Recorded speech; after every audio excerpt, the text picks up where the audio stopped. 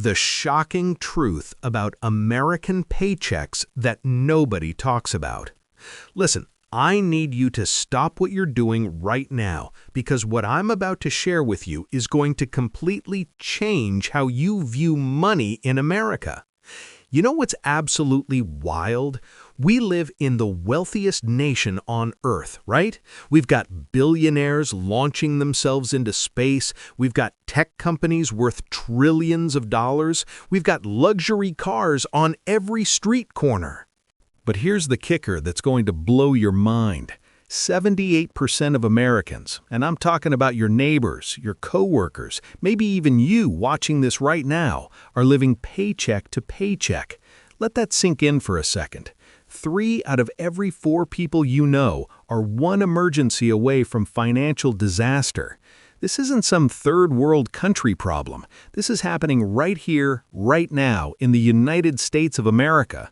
And before you click away thinking this is just another doom and gloom finance video, stick with me because I'm going to show you exactly what's happening, why it's happening, and most importantly, what you can actually do about it.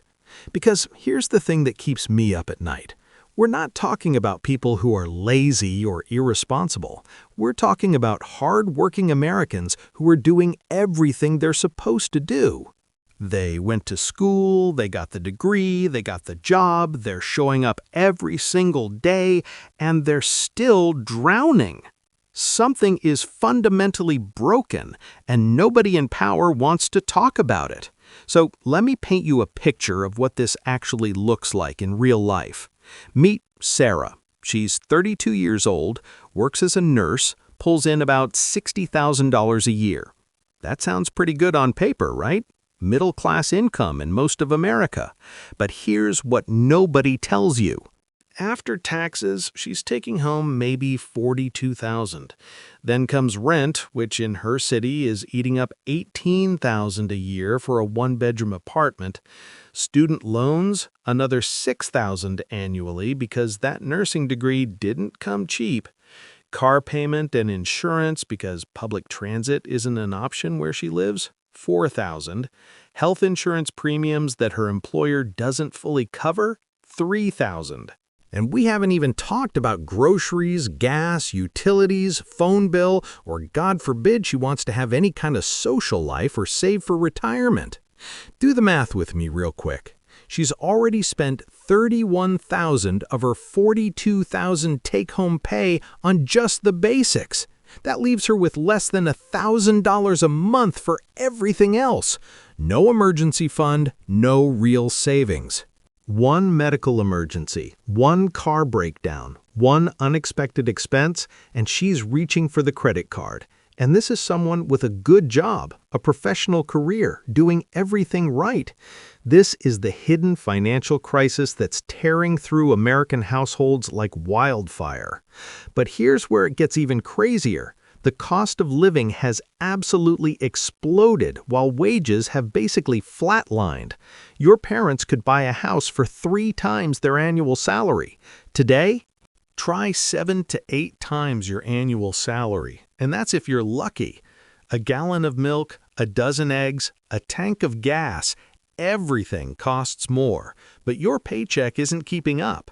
Corporate profits are at all-time highs. CEO compensation has skyrocketed by over 900% since the 1980s. Meanwhile, worker wages, adjusted for inflation, have barely budged. The wealth gap isn't just growing, it's accelerating at a pace we've never seen before in modern history. And you want to know the most frustrating part? We've been sold this lie that if you just work hard enough, if you just budget better, if you just cut out that daily coffee, you'll be fine. Let me tell you something right now. Your financial struggles are not because you bought a latte. They're not because you're irresponsible with money. They're because the entire system is rigged against the average worker. When rent takes up 50% of your income instead of the recommended 30%, That's not a personal failure, that's a systemic problem. When healthcare costs can bankrupt you, even with insurance, that's not bad budgeting, that's a broken system. I've been studying this crisis for years, talking to hundreds of people across the country, and the stories are all heartbreakingly similar.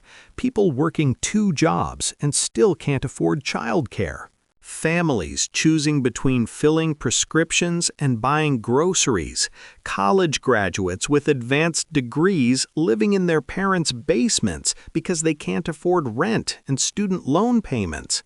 Retirees going back to work because Social Security doesn't cover their bills. This isn't the American dream we were promised. This is a waking nightmare for millions of people. And here's something that really gets under my skin. We've normalized this struggle. We've turned financial anxiety into a joke, a meme, something to laugh about on social media. But behind every joke about being broke, there's real pain. There's stress that's literally shortening people's lives.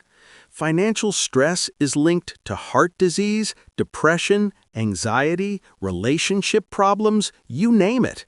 We're not just talking about empty bank accounts, we're talking about destroyed mental health, broken families, and lost futures. The credit card companies know this. The payday lenders know this. The whole predatory financial industry is built on exploiting people who are one paycheck away from disaster. Interest rates that should be illegal, fees that trap you in endless debt cycles. And who's getting rich off this misery? The same corporations and executives who are paying poverty wages while hoarding record profits. It's not a bug in the system, it's a feature. It's designed to keep you on that hamster wheel, running faster and faster but never actually getting ahead. Now let's talk about the elephant in the room that nobody wants to address. Inflation isn't just some abstract economic concept, it's a hidden tax on working people. When the price of everything goes up, but your salary stays the same, you're effectively getting a pay cut. And who gets hit the hardest? The people living paycheck to paycheck. The people with no cushion, no savings, no safety net. While wealthy people have assets that appreciate with inflation, regular workers just get squeezed harder and harder. Your rent goes up, your food costs more, your utilities increase, but your boss tells you there's no money for raises this year. Meanwhile, the company just reported record profits. But here's what gives me hope, and here's why you need to keep watching. Change is possible. Understanding the problem is the first step, and awareness is spreading like wildfire. More people are waking up to the fact that this isn't normal, this isn't okay, and this doesn't have to be our reality. Workers are organizing, demanding fair wages, pushing back against exploitation.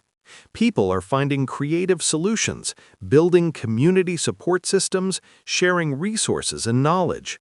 The conversation is shifting from individual shame to collective action. So what can you actually do about this? First, stop blaming yourself. Your financial stress is not a moral failing. It's the predictable result of decades of policy decisions that prioritized corporate profits over worker well-being. Second, get educated about your rights. Know what you're worth in the job market. Don't accept the first salary offer. Negotiate. Ask for raises. Job hop if you need to, because loyalty to companies that don't value you is financial suicide. Third, build community. Share resources with friends and family. Normalize talking about money. The shame and secrecy around finances only benefits the people exploiting you. Fourth, vote like your financial future depends on it, because it does. Research candidates' positions on wages, healthcare, housing, and workers' rights. Hold elected officials accountable.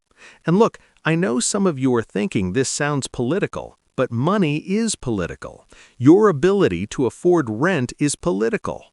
Your access to healthcare is political. Whether you can retire with dignity is political. Pretending otherwise is exactly what keeps this broken system running.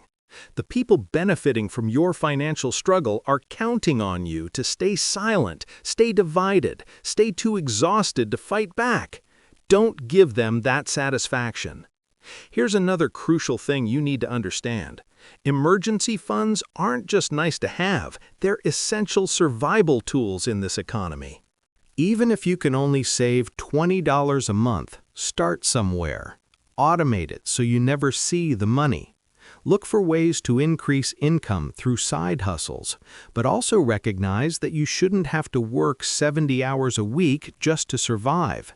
That's not freedom, that's modern servitude. Cut expenses where you genuinely can without sacrificing your quality of life, but don't fall for the toxic narrative that poverty is caused by avocado toast.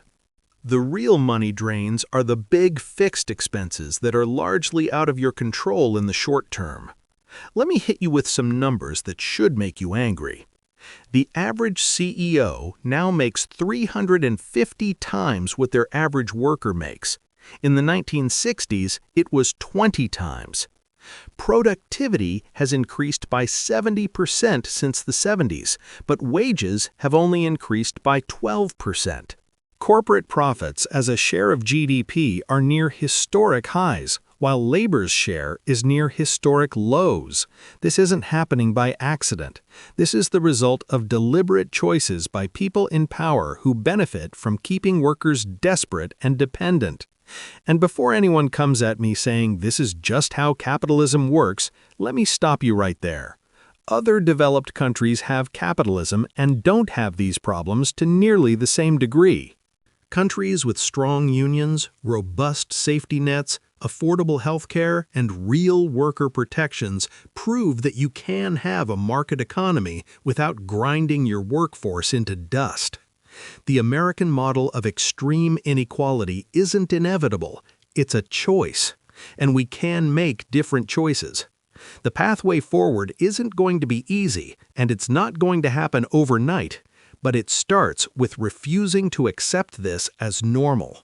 It starts with demanding better from employers, from politicians, from the economic system itself. It starts with solidarity instead of competition among workers. It starts with recognizing that someone else getting a living wage doesn't hurt you, it helps you, because it raises the floor for everyone. We've been pitted against each other, told to fight over scraps while the people at the top hoard unimaginable wealth. That divide and conquer strategy only works if we fall for it. I want you to imagine a different reality for a moment. Imagine earning enough that you're not constantly stressed about money. Imagine being able to save for the future, take a vacation without guilt, handle an unexpected car repair without panic.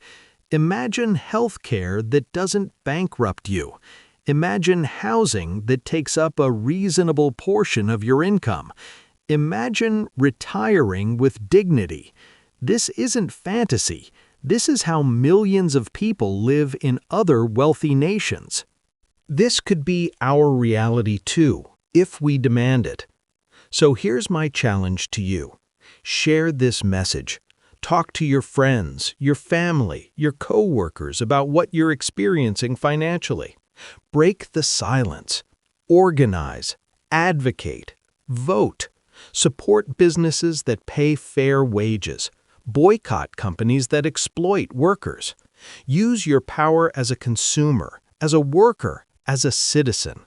You have more power than you've been led to believe. The system wants you to feel helpless because helpless people don't fight back. But you're not helpless. We're not helpless. Together we can build an economy that actually works for working people instead of just the wealthy elite. The hidden financial crisis in America isn't hidden anymore. We see it, we're living it, and we're done pretending it's okay. The question isn't whether change needs to happen, it's whether we're going to be the generation that demands it. Your parents and grandparents fought for weekends, for overtime pay, for basic labor rights. What are we going to fight for? What world are we going to build for the next generation?